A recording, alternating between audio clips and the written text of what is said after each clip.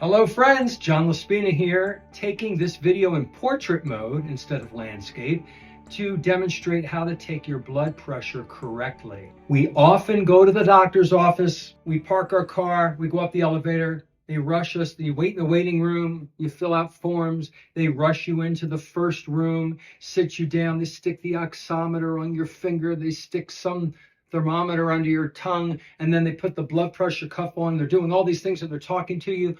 Of course, your blood pressure is going to be higher than it's supposed to probably.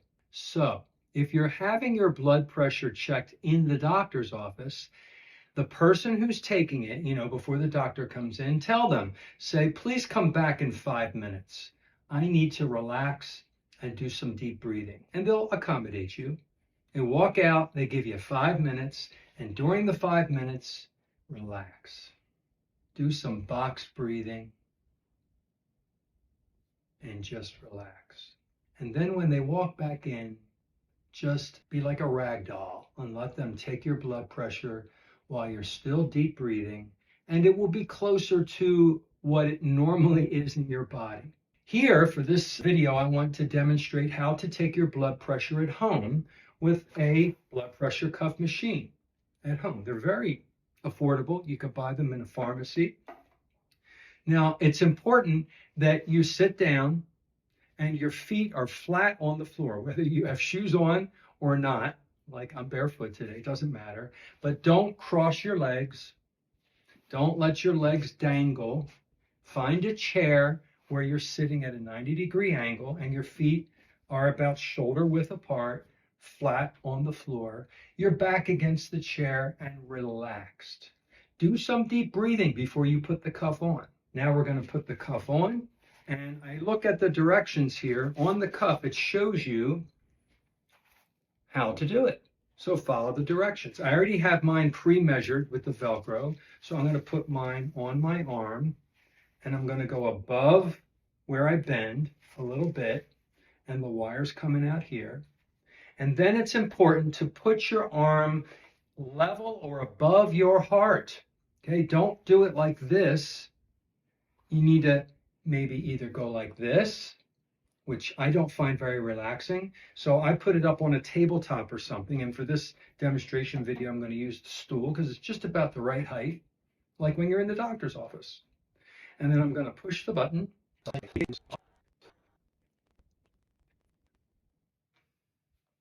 All right, let's see what it is. And I am pretty high for me. I'm 120/83. And it's probably a little high for me because I'm making this video and I'm putting a little pressure on myself to make a video. So I'm going to take it 2 more times and take the average.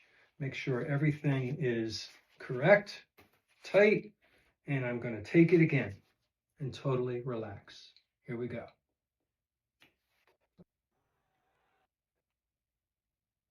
And totally different reading.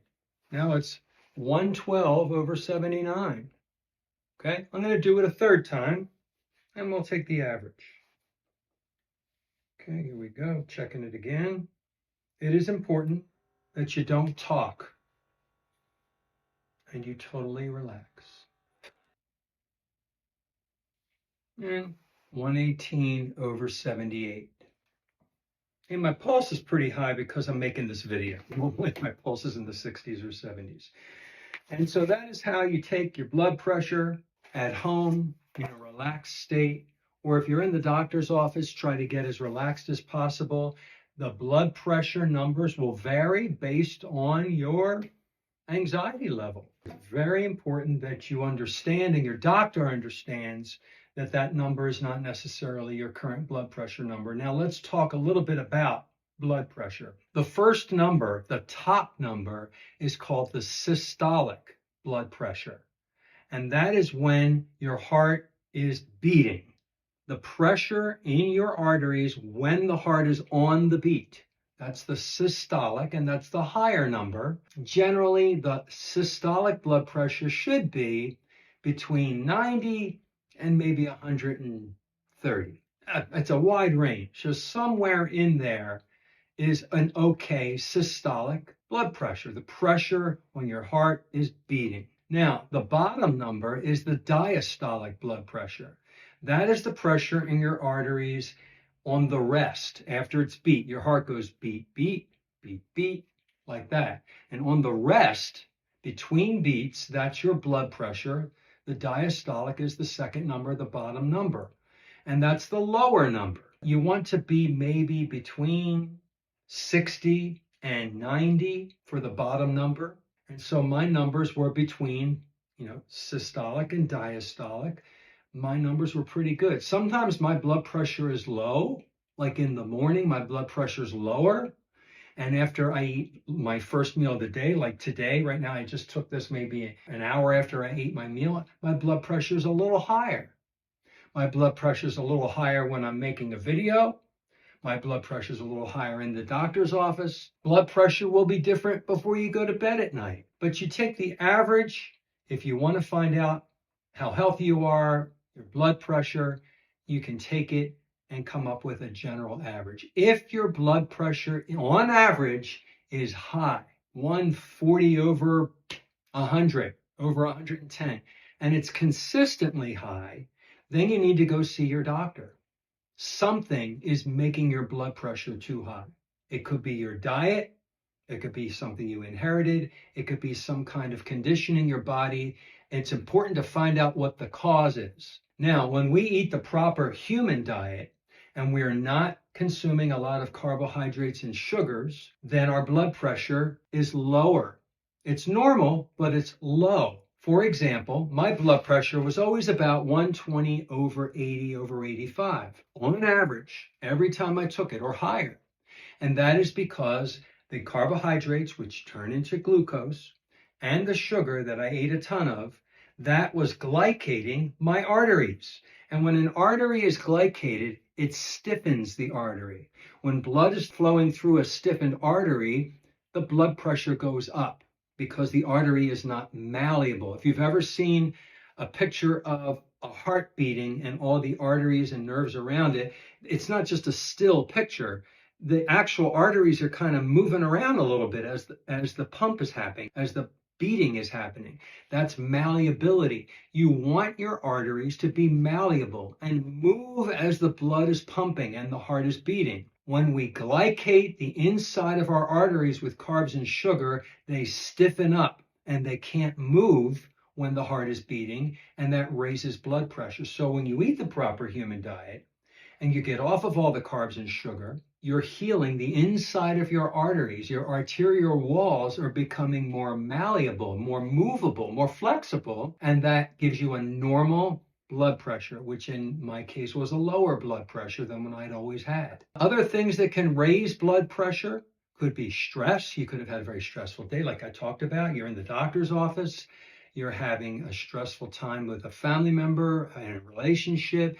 Stress is powerful and it can change your blood pressure. If you don't get enough sleep, it can raise your blood pressure because of the extra cortisol. Your body is compensating for not being as healthy as you possibly can. Blood pressure can go up and down for many, many reasons. And it's important to take your blood pressure at different times in the day, take it multiple times and take the average when you're relaxed and your feet are flat and your arm is level or above your heart. It's important that you take your blood pressure and know your blood pressure on average. I don't have to do this every single day. I bought it because I like to know my numbers. I also have a blood glucometer and I have a ketone meter, and I have all these things because I even have a stethoscope. I'm not a doctor, but I like to know how I'm doing. I don't want to depend on some doctor in a doctor's office to tell me things. He doesn't know me. I know me better than anybody knows me. And I want to know me better. And that's why I buy these things and why I take my blood pressure. If you have high blood pressure and you eat salt, it will make your blood pressure a little higher. That's true. If you have normal, average blood pressure, salt does not raise your blood pressure. Salt is not bad for you, hypertension-wise. Salt is essential and important. Always make sure that you're salting your food to taste and listen to your body signals. If you don't like it salty, your body's telling you you have enough. If you like things a little salted, that's your body telling you it needs a little more salt. So that's all. I'm not going to talk about blood pressure medicine, beta blockers, or anything like that. I'll leave that to maybe another video or to the doctors. I just wanted to share with you how to take your blood pressure correctly and what the two numbers mean. I hope you got something positive out of this. If you like this video, click the thumbs up, subscribe, share this with a friend and family, and I wish you an excellent day.